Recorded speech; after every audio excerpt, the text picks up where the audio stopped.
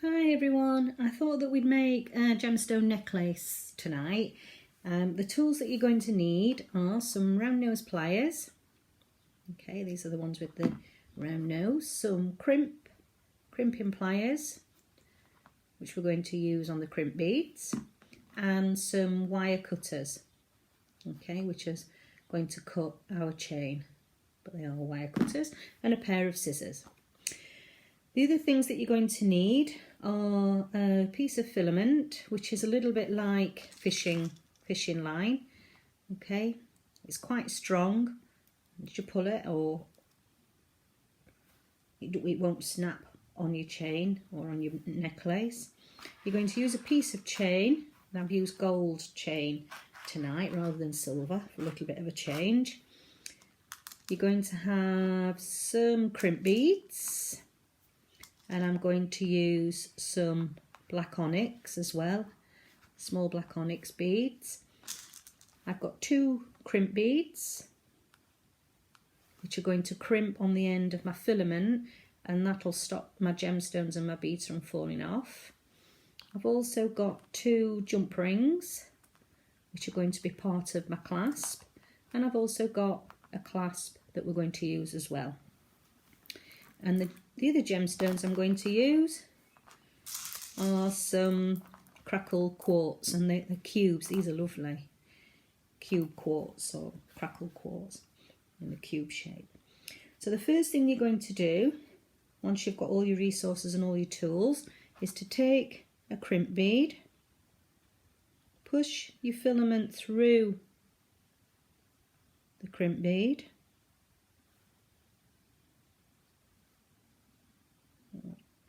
like so. Then you're going to take your chain link that you're going to be using, and in the very end link of your chain you're going to push your filament through there as well. Yep, so you've actually got your crimp bead on there and your chain. Okay, then you're going to take the end of your filament and push that through your crimp bead. Okay, once you've got your filament through your crimp bead, oops, sorry, a little bit too high. You've got your crimp bead there and you've got your chain there, so it's all on one piece. You're going to pull your crimp bead down towards your chain. What you don't want to do when you crimp your crimp bead tight with your crimping pliers, you don't want to have it so far away that you've got a big loop on your filament. You just want a small loop, so you need your crimp bead to go as close as possible but not touching it onto your chain. Okay, once you get it to where you want it to be, make sure it's in the right place, and when you get it in the right place, you use your crimping pliers to crimp that filament together and to crimp that chain so that your chain is linked through your filament. And what happens then is your filament is in the right place and held on with that crimp bead.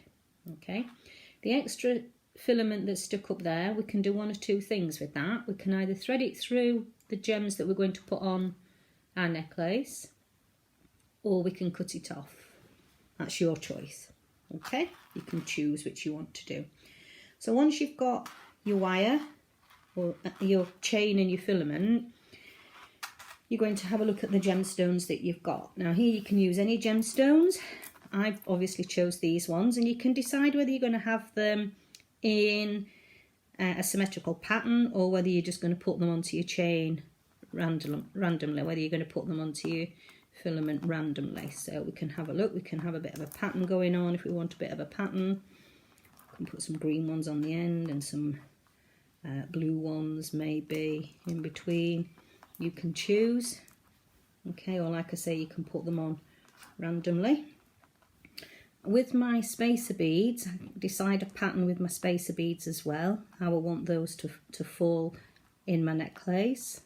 Oops, I'm rolling all over. Grab you back.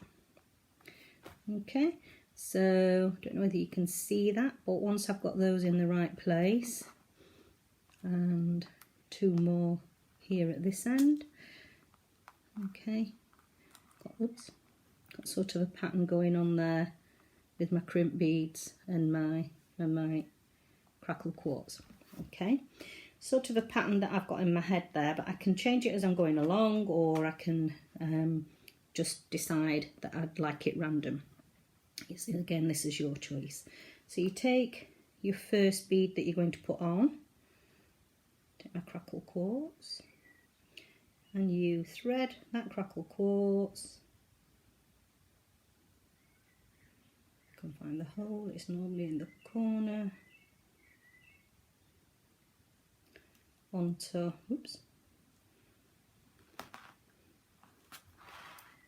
my filament there. So I've threaded that one on.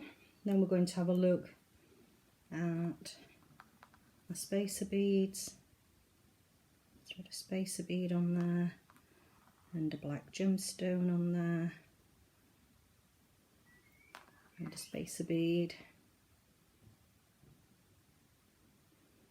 And I've used gold coloured beads and gemstones for this, or beads and accessories, that the chain, but you can use silver, and you, like I say, you can use any gemstones as well. They don't necessarily have to be cubes. Okay, and there's my pattern that I'm going to choose to use. So I've got a crackled quartz, a gold spacer, an onyx bead, a gold spacer and a crackled quartz. And if I continue that pattern for as long as I want it to go, and then that will determine how long the chain is going to be. You know, my gemstones are going to be on my neck. With a little bit of filament here, like I said, we can either chop it off or we can thread it through to give it that bit of extra length so that we're not chopping it so close to the crimp bead. Just hold on to that so I don't lose my gems. Okay, and once I've pulled it through and threaded it through, the little bit that's left through, I can either carry on threading it through the other gemstones, or I can cut it off. It just gives it that little bit of length. But again, you can chop it off closer. Some people choose to chop it off as soon as they've crimped it so that it's close to the crimp, but you don't see it if it's thread through that first gemstone anyway. Okay, and then you're going to carry on threading the beads for as long as you want to go. Once you've finished threading all your beads, you're going to take your second crimp, thread your second crimp to the end, and to the end of all your gemstone patterns. Okay, you're going to take the other end of your chain link and thread the filament through the last link on your chain. Yeah, okay, and then thread the filament through the crimp bead again. So basically you're doing the same at this end as you did on the other end. That's of course after you've made and put all your gemstones on and made your pattern.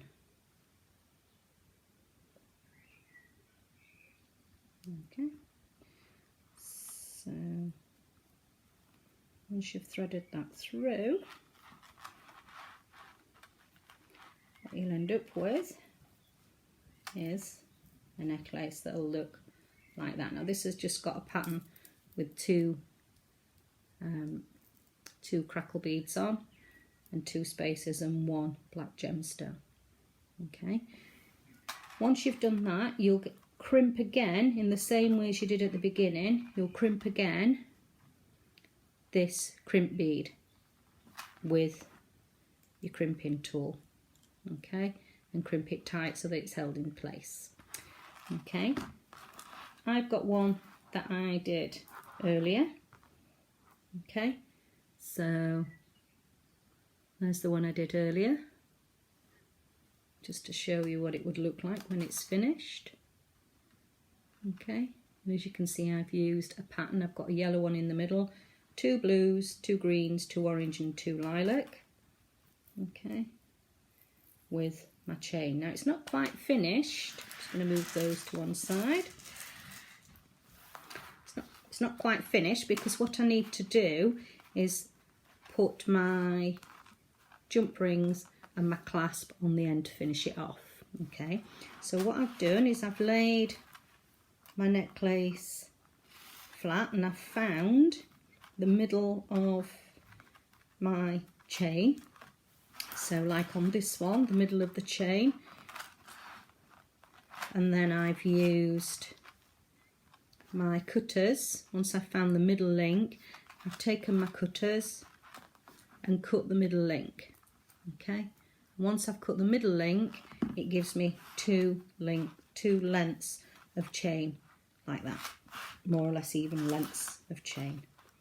Okay, then you're going to take, once you've got your two ends, you're going to take one of your jump rings and you're going to open that jump ring using your round nose pliers, and to hold it in place you're just going to use your crimping pliers just to hold it into place, purely because it's easier to hold with your crimps than it is to try and hold it with your fingers. And when you open a jump ring, the best way to do it is to pull it forward and back on yourselves, because it's easier then to push back together and close that link up neatly. If you try to pull it apart that way, yes, it'll open, but when you try to push it back together, the chances are it won't go back together as neat. Okay, so we find the jump ring. I think I've just lost my little end there. Okay, there we go, yeah. So we can hold our jump ring in place. Find the bit where it's joined, and I've just lost it again. Okay, and pull it apart. Okay, so there's my open jump ring. I'm going to thread that through my link on my chain, the very end link. Okay, so there it's threaded through my very end link, and I'm also going to put my clasp on at this point, so put my clasp through as well. So I've got my clasp and my chain linked onto there, and then with my crimping pliers I'm just going to push that jump ring back together again. As you see, it's gone together quite neatly straight away. Just check the ends, because you don't want the ends to be rough. When you've got it around your neck, you don't want your hair or any of your clothing catching onto it, so just make sure it's smooth. Then you're going to take your other jump ring and do the same again.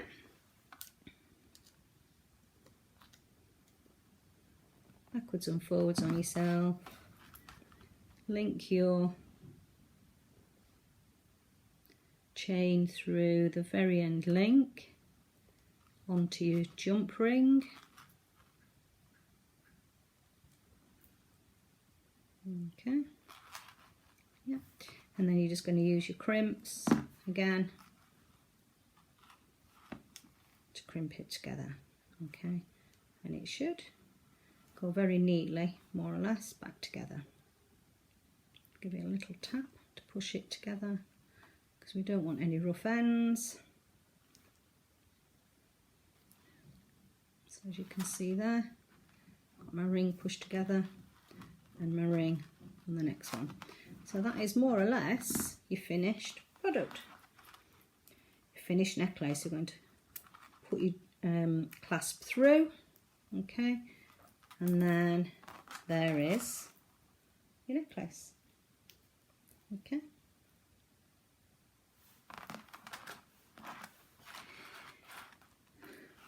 Yep, so there's the necklace. What you can also make to go to that are some earrings, but we'll do those another day. So these are earrings that would match the same gemstone. These got a few different gemstones on, but we'll do the earrings to match this necklace another day, next time. Hope you enjoyed the demonstration. Hope you have a go at it, and if you do, just drop me a link and let me know what you thought and how it went. Thank you very much for watching. Hope you have a lovely weekend. See you soon.